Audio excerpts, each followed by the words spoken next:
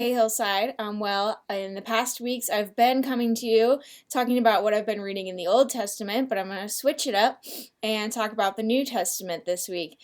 So specifically today, or recently, I've been reading 1 Corinthians, and in this letter to the Corinthians, Paul is addressing division among them where they are divided between whose teachings they're going to follow, which apostles' teachings. Paul was there and talked to them, and now they have someone named Apollos, and they're fighting. And Paul's trying to say, it's fine. You're not disciples of us. You're disciples of Jesus, right? As long as we're teaching the same message of the gospel, that's what matters. You're building on a foundation of Jesus. In the chapter 3 is where I wanted to share from. And he says this starting in verse 10, according to the grace of God given to me, like a skilled master builder, I laid a foundation, and someone else is building upon it.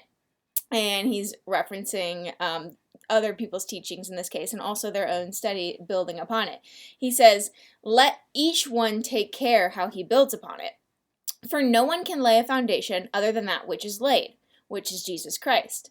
Now, if anyone builds on the foundation with gold, silver, precious stones, wood, hay, straw, some of these seem like better materials than others, each one's work will become manifest, for the day will disclose it, because it will be revealed by fire, and the fire will test what sort of work each one has done. If the work that anyone has built on the foundation survives, he will receive a reward.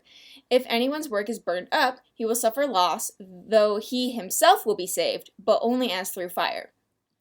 So, and when I read this recently, I was just struck by this idea of taking ownership of your own faith. Paul says, I built a foundation of Jesus Christ. And as long as if you keep that foundation, that will still be there. Even, after the fire, if everything burns away, you'll be saved because you have the foundation of Jesus Christ.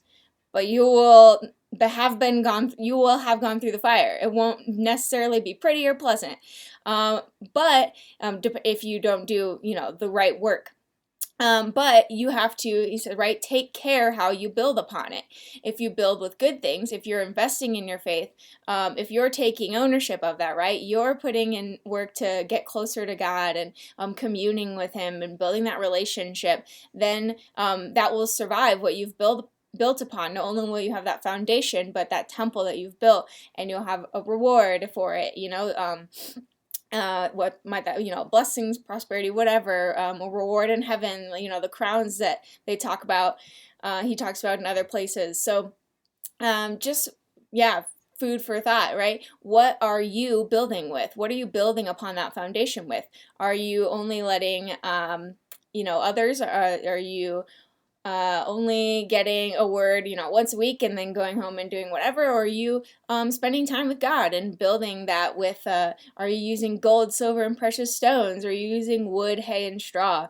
There's different levels there of how much you're doing to build your faith. So something we can always stop and examine. And there's probably portions of our temple, our faith, that's built in like, oh, here's a section of good stone, and then there's a section of hay, but then, we've got it together, and there's another section of precious stones. So just something to think about today, and we'll see you next time, Hillside.